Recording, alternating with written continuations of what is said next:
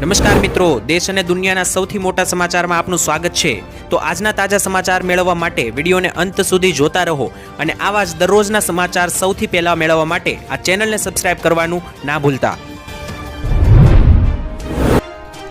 તો મિત્રો આજના પ્રથમ સમાચાર વિશે વાત કરીએ તો ગુજરાતમાં ભારે આંધી તોફાન સાથે આજે વરસાદો નોંધાયા, તેને લઈને ગુજરાતમાં મિત્રો મોત પણ નિપજ્યું છે, માણસનું અને પશુઓના પણ મોત થયા છે, તેના વિશે વાત કરીએ તો સૌથી પહેલા મિત્રો આગાહી કરવામાં આવી હતી, તેની વચ્ચે 4 તારીખથી જ ગુજરાતમાં કમોસમી માવઠા અને વરસાદની શરૂઆત થઈ ગઈ છે। આજરોજ ભારે વરસાદ ગુજરાતમાં નોંધાયો, ખાસ કરીને 12 જેટલા જિલ્લાઓની અંદર મિત્રો આજે જે છે તે ભારે વરસાદ ગુજરાતના વિસ્તારોમાં નોંધાયો છે। તેના વિશે તમને જણાવી દઈએ તો ઉત્તર ગુજરાતના મહેસાણા, બનાસકાંઠા, પાટણ, સાબરકાંઠા, અરવલ્લી, પંચમહાલ લાગુ વિસ્તારોમાં અતિ ભારેથી લઈને ભારે વરસાદો નોંધાયા છે। ખાસ કરીને ઉત્તર ગુજરાતમાં અંબાજી સાઈડ તો મિત્રો કરા સાથે વરસાદો નોંધાયા, તેની સાથે મધ્ય ગુજરાતમાં પણ અમદાવાદમાં વહેલી સવારથી વરસાદ શરૂ થયો છે।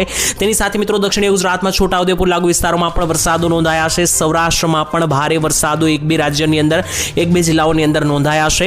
તેની સાથે મિત્રો તમને જણાવી દઈએ તો ભારે પવનો પણ ફૂંકાયા હતા, 50 થી 60 કિલોમીટર પ્રતિ કલાકના પવનો ફૂંકાયા હતા અને તેની સાથે વીજળીના ચમકારા પણ જોવા મળ્યા હતા અને વીજળી પડવાથી મોત પણ નિપજ્યા છે। જ્યાં મિત્રો ગુજરાતના અનેક વિસ્તારોમાં જે આજે કમોસમી વરસાદ નોંધાણો, તેની વચ્ચે ખાસ કરીને ખેડૂતોનો જીવ ગયો છે, કારણ કે વિરમગામની અંદર મિત્રો જે છે તે વરસાદ શરૂ હતો ત્યારે વીજળી પડતા એક ખેડૂતનું મોત નિપજ્યું છે અને તેની સાથે મિત્રો ખાસ કરીને ઉત્તર ગુજરાતમાં પણ વીજળી પડતા 2 થી 3 પશુઓના પણ મોત થયા છે। તો મિત્રો પહેલા જ દિવસે વરસાદે ગુજરાતને ધમરોળ્યું છે અને હજુ આગામી ઘણા બધા દિવસો સુધી આ વરસાદની આગાહી કરવામાં આવેલી છે।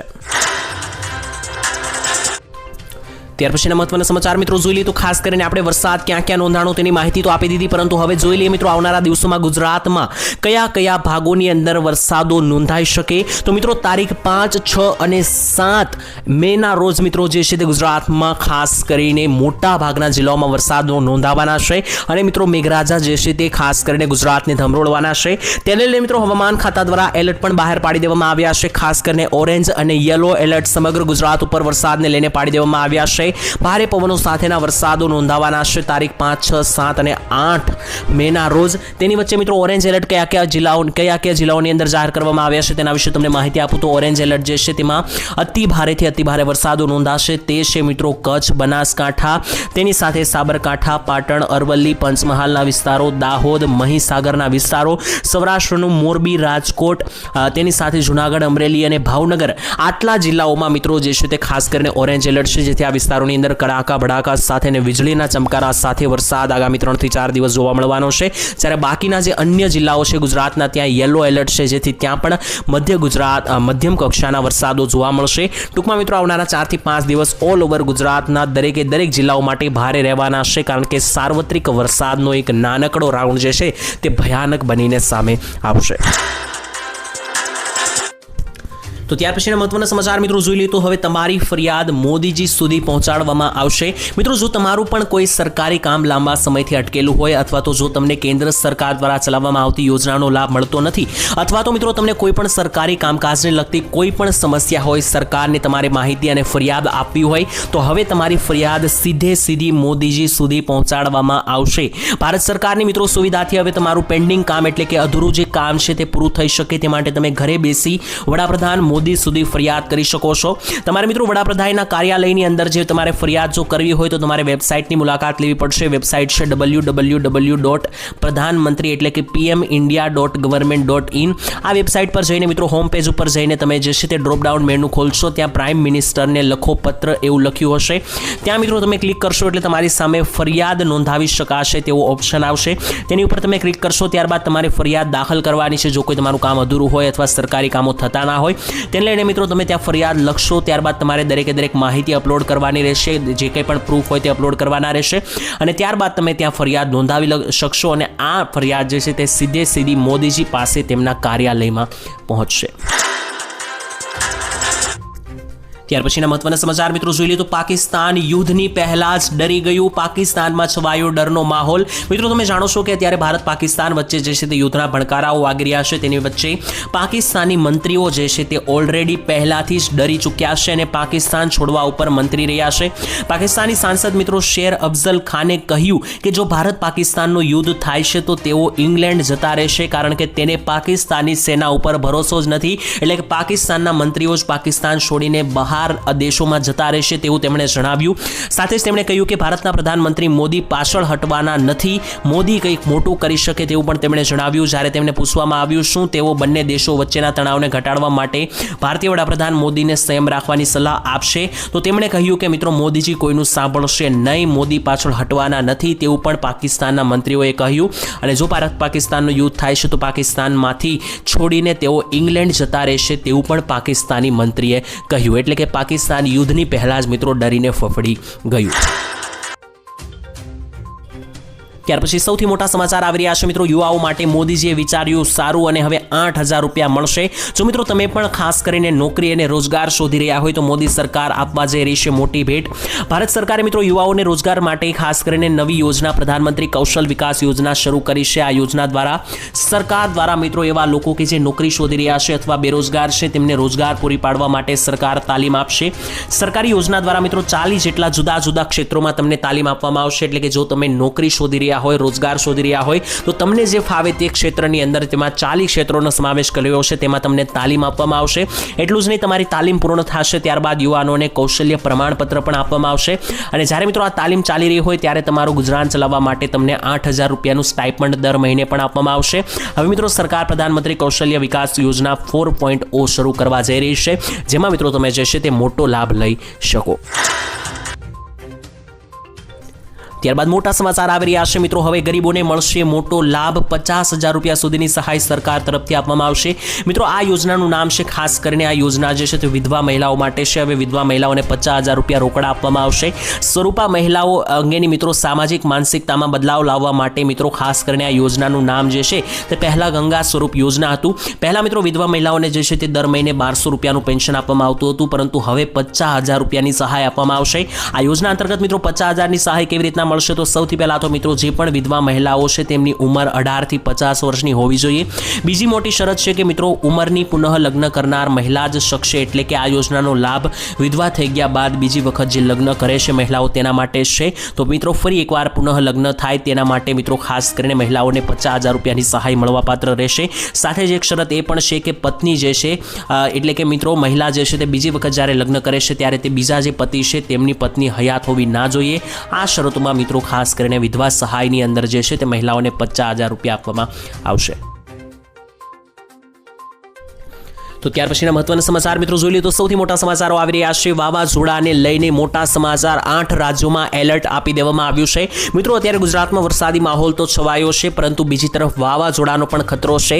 ગઈકાલે મિત્રો રાત્રે રાજકોટ રાજસ્થાન બોર્ડર ઉપર ભારે વાવાઝોડા અને તોફાન સર્જાયા હતા, જેને લઈને ઉત્તર ગુજરાત, બનાસકાંઠા અને સાબરકાંઠામાં પણ તેની અસરો જોવા મળી હતી. ખાસ રાજસ્થાન બોર્ડર પાસે તો મિત્રો વૃક્ષો પણ ધરાશાયી થયા હતા. 50 થી 60 કિલોમીટર પ્રતિ કલાકના પવનો પણ ફૂંકાયા હતા. તો ખાસ કરીને અત્યારે વરસાદની વચ્ચે વાવાઝોડાને લઈને પણ રાજ્યોને એલર્ટ રહેવા માટે કહેવામાં આવ્યું છે. તેમાં ખાસ કરીને દિલ્હી, એનસીઆર, બિહાર સહિત ઘણા બધા રાજ્યોનો તમામ સમાવેશ થયેલો છે. તેમાં મિત્રો રાજસ્થાન, ગુજરાત, તેની સાથે મધ્યપ્રદેશ લાગુના વિસ્તારો સુધી મિત્રો આ વાવાઝોડાની અસર થઈ શકે. તો રાજ્યોને મિત્રો સાવધાન અને એલર્ટ રહેવા માટે કહેવામાં આવ્યું. તો મિત્રો ત્યાર પછીના મહત્વના સમાચાર જોઈ લઈએ તો સ્માર્ટ મીટર લગાડવામાં આવશે તો મળશે ડિસ્કાઉન્ટ. મિત્રો સરકાર જે છે તે સ્માર્ટ મીટર લગાવવા માટે હવે લોકોને અને નાગરિકોને મોટી રાહત આપી રહી છે. જો તમે હવે સ્માર્ટ મીટર સાદા મીટરની જગ્યાએ લગાવશો તો તમને મોટું ડિસ્કાઉન્ટ મળવા પાત્ર થશે. ગુજરાતમાં મિત્રો સ્માર્ટ મીટરનો ઉપયોગ વધારવા માટે રાજ્ય સરકારે જે છે તે ખાસ કરીને નિર્ણય લીધો છે. સ્માર્ટ મીટર ધરાવતા ગ્રાહકોને હવે બપોરે 11 થી 3 વાગ્યા વચ્ચે જ્યારે વધારે ગરમી હોય છે ત્યારે લોકો વધારે વીજળી વાપરતા હોય છે, તો હવે એવા લોકો કે જે સ્માર્ટ મીટર વાપરે છે તેને બપોરના 11 થી 3 વાગ્યા દરમિયાન ડિસ્કાઉન્ટ મળશે. ગ્રાહકો મિત્રો જે સ્માર્ટ મીટર વાપરે છે તેમને એનર્જી ચાર્જમાં 2%ની છૂટ આપવામાં આવી છે. હાલમાં મિત્રો રાજ્યમાં 10 લાખ જેટલા વીજ ગ્રાહકો જે છે તે સ્માર્ટ મીટરનો ઉપયોગ કરી રહ્યા છે. તો જો મિત્રો તમારે પણ આ લાભ લેવો હોય અને ખાસ કરીને ડિસ્કાઉન્ટ મેળવવું હોય, વીજળીની બચત કરવી હોય તો તમે પણ સ્માર્ટ મીટર જે છે મિત્રો લગાવી શકો. ત્યારબાદના મહત્વના સમાચાર મિત્રો જોઈ લીધું વિદ્યાર્થીઓ માટે મોટી ખુશખબર આવવા જઈ રહી છે. હવે વિદ્યાર્થીઓને મળશે મફત સહાય. ખાસ કરીને મિત્રો સરકારી શાળાઓમાં ભણતા વિદ્યાર્થીઓને વિનામૂલ્યે હવે પરિવહન સેવાનો લાભ મળશે. એટલે કે શાળાએ જવા માટે જે બસ અથવા વાનનો ઉપયોગ કરવામાં આવશે તે મફત. હવે મિત્રો તેની કોઈ ફીસ ચૂકવવી નહીં પડે. સરકારે મિત્રો ગયા વર્ષે 2024માં પણ આ ઠરાવ પાસ કર્યો હતો. હવે આ વખતે મિત્રો 1.60 લાખ જેટલા વિદ્યાર્થીઓને આ યોજનાનો લાભ મળશે. શિક્ષણ વિભાગ દ્વારા મિત્રો વિદ્યાર્થીઓ પણ હવે ઘરેથી શાળાએ જવા માટે પરિવહન સેવાનો જે લાભ લઈ રહ્યા છે તેમને હવે મિત્રો જે છે તે ખાસ કરીને મફત પરિવહનની સેવાઓ આપવામાં આવશે. તો ત્યાર પછીના મહત્વના સમાચાર મિત્રો જોઈ લઈએ તો મોદી રાજમાં વિકાસ ડબલ, સાચું કે ખોટું? મિત્રો અમિતભાઈ શાહે આ સંદર્ભે માહિતી આપી હતી. મિત્રો વડાપ્રધાન નરેન્દ્રભાઈ મોદીએ નાગરિકોના આવાસ, આરોગ્ય અને અન્ન રાશન માટે આપેલી રાષ્ટ્રવ્યાપી જે યોજનાઓ છે તે બીજે કોઈ દેશમાં નથી તેવી અમિત શાહે જણાવ્યું. સાથે જ મિત્રો અમિત શાહે જણાવ્યું કે તમામ સરકારોએ ગરીબો માટેનું ધ્યાન દોર્યું છે.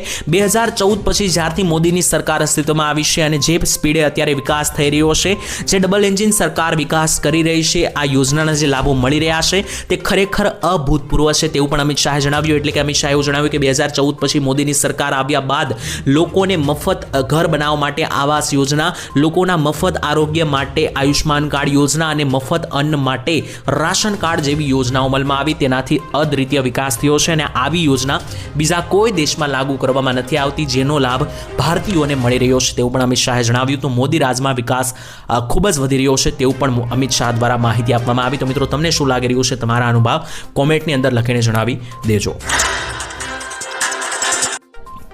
તો મિત્રો ત્યાર પછીના મહત્વના સમાચાર જોઈ લીધો. ગુજરાતીઓ છેતરાતા નહીં, ખાસ બચીને રહેજો. પીએમ આવાસ યોજના અંતર્ગત મોટું કૌભાંડ પકડાયું. ચેતવણી ખાસ કરીને દરેક લોકોને આપવામાં આવી. મિત્રો ભારત સરકાર દેશના લોકો માટે ઘણી બધી યોજનાઓ ચલાવે છે. આમાંથી એક યોજના છે પ્રધાનમંત્રી આવાસ યોજના. આ યોજના દ્વારા મિત્રો ગરીબ પરિવારો અને જરૂરિયાતમંદ લોકો કે જેમનું પોતાનું સપનું હોય છે પોતાનું ઘર ખરીદવું, તેવા લોકો મિત્રો પોતાનું સપનું પૂરું કરી શકે તે માટે સરકાર લાખો રૂપિયાની સહાય પીએમ આવાસ યોજના અંતર્ગત આપતી હોય છે. ત્યારે મિત્રો આ યોજનાના નામે ગરીબોના પૈસા લૂંટવામાં આવી રહ્યા છે. જો કોઈ તમારી પાસે પીએમ આવાસ યોજના હેઠળ લાભ મેળવવા તમારી પાસે પૈસા માગે છે તો મિત્રો આવી પરિસ્થિતિમાં તમે ફસાતા નહીં. પૈસા આપવાની જરૂરિયાત નથી, કારણ કે આ યોજનામાં તમારે કોઈ પૈસા નથી આપવાના.